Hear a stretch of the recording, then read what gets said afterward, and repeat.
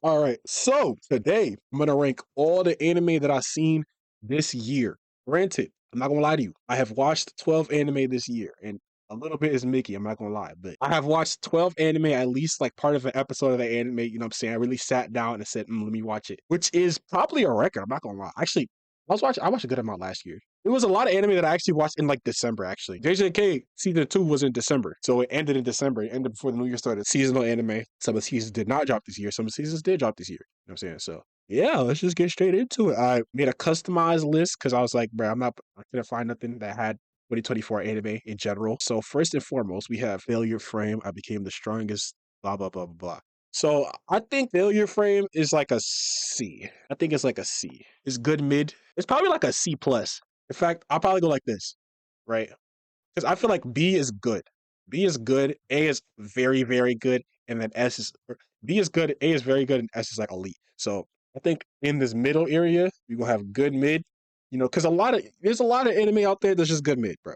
Like it's good mid. You know, some people call it like guilty pleasures, whatever. You know what I'm saying? Enjoyable shows that are just like whatever. You know what I'm saying?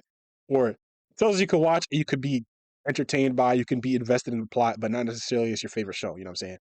We have bad shows that are forgettable, shows that are boring. They're not necessarily the worst. How do I feel about that? I feel like there's too much overlap between bad mid and not it. Because I feel like with bad mid, it's just boring. And if it's boring, it's bad. So I think I'll probably just do this. Delete this and just say unwatchable. So I just could not watch it for some reason. Who really tolerates a below mid show? I mean, some people actually do that. I'm not gonna lie.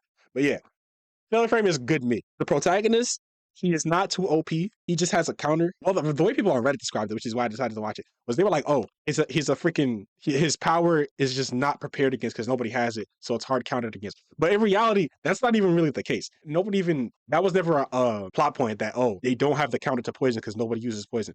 That was never a plot point. It was just he's not strong stats wise in terms of boxing hand to hand combat. He's good at his spells. His spells are strong. But at the same time, he has limits. Like, and there are actual moments where the side characters are actually useful. You know what I'm saying? Like the side characters actually have their moments of, oh, I would behold if you weren't here. Like my life would be significantly inconvenienced if you were not here. That's why I feel like I like about the show. I think it has a cool little execution. Overall, good mid. And also, another thing about anime that I don't like, something I do not tolerate in any anime at all, is harems. I hate harems.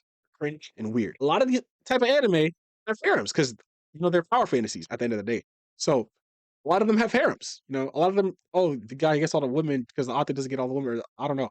But there's a very clear line to be drawn. Once you cross that line, it's not it. And this show does not cross that line because it's just not a harem at all. It's not even a fine line type situation, like where it just crosses over. I think it's just either it's a harem or it's not. There's some shows where it's technically not a harem, technically, but it's pretty much a harem. Like it's low key a harem. Like what's it called? Rising of the Shield Hero has a whole other host of problems. Like the freaking guy with the girl that is kind of his daughter, but whatever. Rising of the Shield Hero technically it's not it's a harem, bro. Like come on, like. But this show is just not a harem at all. The characters, even though yes, I will say, I don't like the overabundance of female characters with certain designs. Well, actually, no. There's only one character with the kind of suspect. Two characters with the kind of where it's like put some clothes on, bro. But it's not a harem. God only has a relationship with the one girl, and it actually isn't just. Now, I will say there was a questionable moment. I'm not gonna lie. There was a questionable moment that was kind of AO, like what's going on. But overall, it's not a harem. It does not cross that line. It is not unwatchable. Good mid. It's very watchable. You know what I'm saying? It's not the best. You don't have the best writer. It's not the most interesting show of all time, but it's cool. It's a cool little show you could just watch. Oh, I want to watch a little anime that came out. I admit, I'll recommend it as a little, you know what I'm saying? Anyway, Shangri-La Frontier, unwatchable. Unwatchable. Unwatchable, bro. Unfreaking watchable. The show has no stakes at all. Now, maybe I need to watch further, but no. I shouldn't have to watch past episode 3 in order to get stakes, bro. It's basically a slice of life, but is it a shonen? It's a isekai slice of life with shonen elements in it, but it's not a shonen. It's a slice of life. There are no stakes involved. The most stakes is the freaking girl wanted him or whatever. From what I watched, and at some point I had to just stop watching because I was just bored. I was just watching. I was just like, bro, what is happening right now, bro? There's no interesting lore behind it. My thing is, you know how to be the most Punch Punch show. It has lore. I love lore, but it has no real lore. The plot be just be moving so slow. It be moving in slow motion. to the point where it's like, is there even a plot for real? Like, I just got tired of watching it. I should not be waiting for it to pick up at like episode 5. You know what I'm saying? Like, I'm just watching it like, okay, cool little fight here or whatever, cool little interaction there or whatever. At some point, I was just like, bro, it was the episode where the guy meets the king or whatever. The episode after that, after he meets him, he goes off and does something. I forgot. But in the middle of the episode, I literally just I turned it off. I never went back to it and forgot about it. And the next day, I completely forgot about the show. I didn't even remember I watched it. But anyway, next show. Let's see, Mashal. Mashal's good mid. I might put it in B. The thing is, I fell off of Mashal also. I got to season 2 though. That's the thing. I got to season 2 before I was like, I'm kind of tired of this show. I don't know what it is. The protagonist is cool. Like, Mash, he's cool. He's a cool little guy, bro. He's a cool guy. Saitama vibes a little bit, but not really. Like, he's kind of idiot, and to be honest, idiot protagonist, I'm not really a fan of. The tone of the show is very slice of life, bro. The stakes are, characters are, some characters is like, kind of like whatever. Like, let me zoom in real quick. I don't really care about Buddy right here. I'm not gonna lie to you, bro. I don't really care about Buddy right here. The sister fetish thing is very weird. I'm not gonna lie. I'm not a fan of that. This guy's he's cool. Her gimmick is kind of the cast is That's just cool though.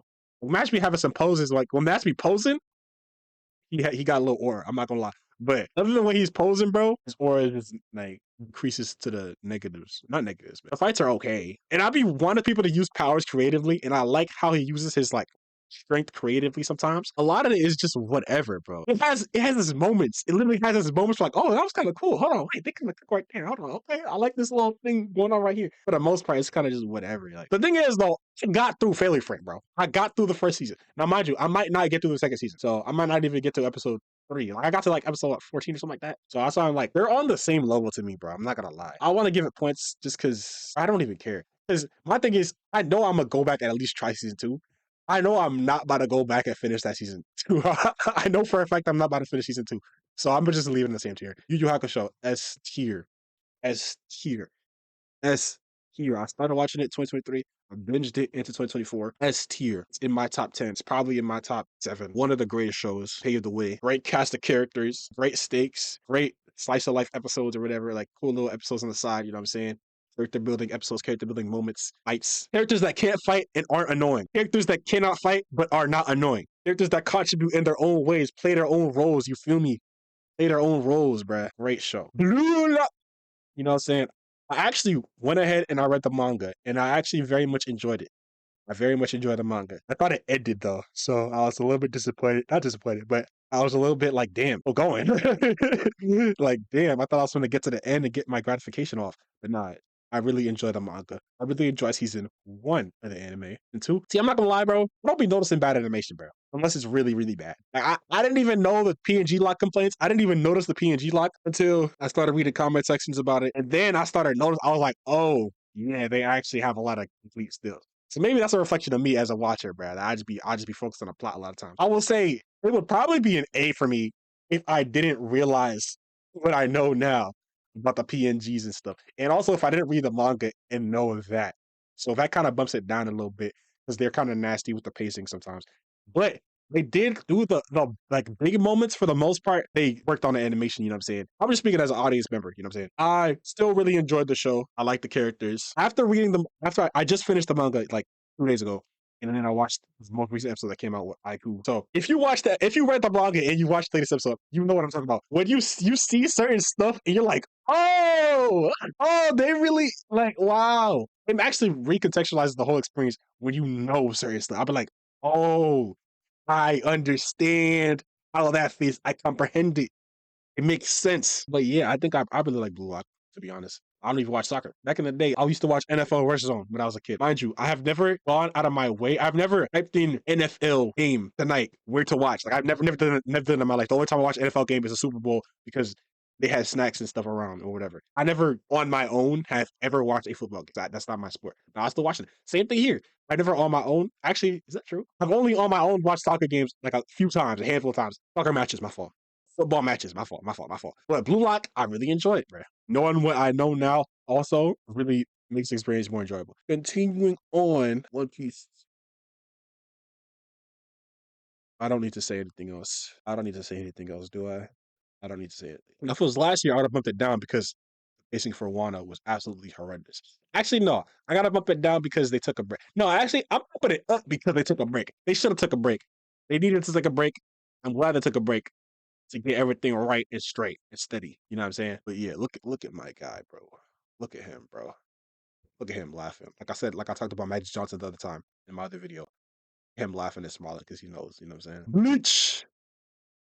A tier. What is the reason for A tier? It's not as good as Yu Yu Hakusho. It's very, very good. Clears everything else on this list. I will say it's similar thing. It's kind of a similar thing with Blue Lock, where in the middle of a fight or in the middle of a scene, you kind of know what the turning point is about. Like you kind of know when it's about to take a turn for the worse or turn for the better. Like you kind of just know. You could tell the pace of the fight. Like with Blue Lock, if you read the manga, you can tell exactly when somebody's about to come in from off screen. You'd be like, oh, when somebody disappears off the screen or off the panel for a little bit, that is kind of important to the match. You can tell. You're like, okay, oh, he's about to do something. That guy from before that was before that guy that was there before that we haven't seen in a minute, he about to come in and do something. Boom, he comes in and does something. And that pattern repeats itself a lot. And it's a simple thing with Bleach where you could tell, oh, he just did that. Oh, he about to get back. He about to go crazy. Like you can kind of tell. Sometimes the fights can be a little bit predictable, or the direction of the fight, how to say the ups and downs, the energy of the fight can be predictable sometimes. But other than that, I really enjoy it. Solo leveling. Probably put it like this. I don't even know how I feel about it because that was at like the beginning of the year, or that was kind of early on in the year. So I'm kind of trying to remember how I actually felt about it watching it, especially because I read it. So now in this case, it's hard to rank it because I read it. Because I know what's about to happen. So kind of different. I don't know how I feel. I remember watching it, I enjoyed it, but I think the book had more aura to it a little bit. I'm not gonna lie. Like, it's certain moments that had more oomph. The big oomph moments I think had a respectable amount of oomph. But I mean, I feel like it kind of just started. I think I'll put it in B actually because it kind of just is just starting. Like it just started. The whole season one was basically the intro. It really gets hectic afterwards. The best parts come after. At the same time, it's not. I'm gonna just say I like the type of story that solo leveling is. A lot of people don't like the type of story that solo leveling is, if that makes sense. And so because I like the type of story that solo leveling is. Like a lot of people are like, oh, it starts off too slow, nothing's happening. I'm like, bro, like let it cook. You know what I'm saying? Let it cook. Similarly, I read right now. I'm reading on Measure Reader's Viewpoint. I'm reading The Writings of the Fall for manhwa familiar. I wanted to make a manhwa tier list. I couldn't. It's too much work. I didn't read that many, but I love those. So I love solo leveling. You know what I'm saying? But a lot of people don't like the type of thing that solo leveling is, and I can understand why. I can understand why. I can understand the criticisms behind it. I really enjoyed it. The art is also fantastic. I feel like this is like B plus, and this is like B minus, but I'm definitely putting it above these. All right, Berserk of Gluttony. Now, this is why I wanted to make a mid minus. I think there are very similar tiers. The thing is, I really like the concept of Berserk of Gluttony. Like the concept of, okay, this guy, his power is freaking gluttony. You know what I'm saying? He freaking eats enemies and stuff and steals ability. Like, that's a cool concept, bro. Like, it's a cool concept, but at the same time, number one, it's a harem. I mean, it's not a harem, but it's more of a harem than Philly frame, and also I didn't like how they went about the big fight at the end. I didn't like how they went about it. I feel like it could have went better. They had a fight at the end of the season where I'm like, this could have gone better. It felt like a little bit of Mickey Mouse Clubhouse. I might put like this because again, I know I'm about to watch season two. So now I'm gonna go like this because the relationship dynamic is not weird. But also, again, I don't like just watching a bunch of younger looking women with lewd clothing cartoon character images around one guy. Especially her, you know what I'm saying? I'm not gonna say the word, but you know the word. My hero! I like my hero. I rock my hero, bro. I'm not gonna say I'm officially back on the train. I was never really off the train because I was reading the manga.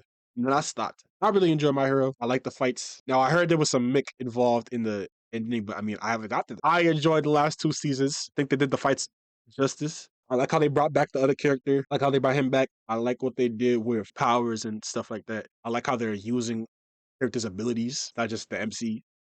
It really is not just the MC. And it was a long season too. Like I was kind of surprised. Like there was one episode, I forgot which episode it was, where I was like, oh, okay, bet. I guess it's gonna resume later. And then it resumed like a week or two later. I was like, oh, bet, say less. So the length of the season, I'm gonna give it a plus for that, boost for that. How it adapted, I like that as well. So solid A tier for me. Daima! I'm between A and S. I'm between A and S. I think I'll probably stay in A because again, it gives off a very Dragon Ball vibe. I like how the fights are done. I like how they're animated and choreographed. The story is cool. I don't want to say it's slow, but it has some moments where it's like, and I like the little slice of life moments in between. I like the they're going camping. You know what I'm saying? They're going eating in the bars and stuff like that, eating in the booths. I like those little moments in between. I think that's kind of what the purpose of it is. I feel like it should drag a little bit. I also feel like it took a little bit too long for Vegeta to get involved. I can't lie, bro. Like, I feel like Vegeta should have got involved a little bit sooner sometimes, Sometimes it felt like a little bit slow. Sometimes. Overall, very good. Arifureta. I watched 5 minutes and 47 seconds of Arifureta because I was looking for similar shows, Failure Framer, like one of the other shows.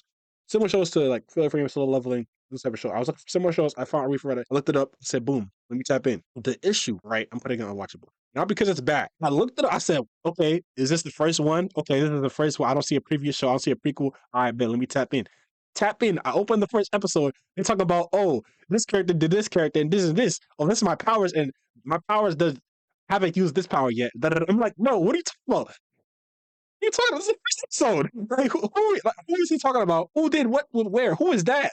Why you saying his name like I'm supposed to know him? What's going on? I could not watch it. I said, I don't know what's happening. I was just the first. I was like, am I sure this? I looked at it. I looked at the seasons. I said, this is the first episode. 2019, 2024. First episode. But I don't even know what's going on. They talking about all this stuff. I'm like, yo, I don't know who that is. I don't know where they are. I don't know what's happening. Why are you presenting this information in this way? This is not it. Now, maybe it's a manga I was supposed to read beforehand or something like that, but I'm just going off my personal experience of watching it and being confused. Again, I'll wait I feel like 5 minutes and 47 seconds is a good amount of time to watch something and be like, okay, like I turned it on the first minute, I didn't know what was going on. Okay, cool. First 2 minutes, I didn't know what was going on. Okay, cool. 3 minutes, I'm like, okay, am I missing something? I look it up. I look stuff up. I'm all right, cool, whatever. Maybe they're going to explain it. Maybe it's just one of those things. 4 minutes pass. I'm like, yo, hello? 5 minutes? All right. I'm checking out. I'm not watching this. Clearly, I missed something. I missed the memo. That is all I have to say on that subject. The wrong way to use healing magic. Unwatchable. The most unwatchable thing on this list. I don't remember what episode I got to. I think it was episode 4 or 5. Again, like Berserker Gluttony. Cool concept. Cool concept. Actually, way cooler concept than freaking Shangri-La. Very cool concept of, okay, this guy's usually like, he was basically getting Zenkai Boost. Zenkai Boost the anime. I'm watching it. It's very slow. I don't know. The main character's a little bit. Oh yeah, another thing about Shangri-La is that the main character's voice is so annoying. It's actually very annoying. And I was watching in dub. I'm not a sub only kind of guy. I watch dubs too. I watch freaking Mashle dub. Yeah, I watch dubs unless the sub just comes out earlier. In that case, the anime was already out, so it didn't really matter. But back to the wrong way. It was making a little progress here and there. I said, okay, cool. All right. I'm cool. And it got to a point where I just said, this is so boring. This is so boring. I remember the moment. It was the guy and that girl fell into a waterfall or something. And I think she saved him or he saved her. One of them saved the other one out of the waterfall. I think they were getting chased by bandits or something, or I don't know. And then they got out the waterfall. They started walking and they were just walking. And I was like, bro, what am I watching? At that point, I turned it off. I said, all right, I cannot continue. Yeah, I kicked out. And that's all I had to say on that subject. Demon Slayer, I actually went ahead and just like read up the rest of Demon Slayer. I really like Demon Slayer. I have to put it at the top of B tier though.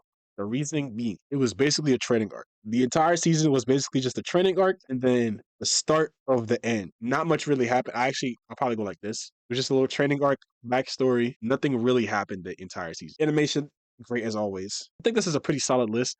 I think the only things I would do are there's an argument for I don't think there's an argument for Edge. There's an argument to put One Piece down because of pacing. I would only really change these three positioning wise. I would not change anything else. I would have to figure out the context of this to actually enjoy it. Everything else is in a very good position for what it is. Some people will go like this and be like, oh my gosh, the PNGs, disgusting. Or even go like this. But I wouldn't do that. Some people probably like Mashle more than me. I think everyone else agree. This is my opinion. Let me know what y'all think about these shows. Yeah,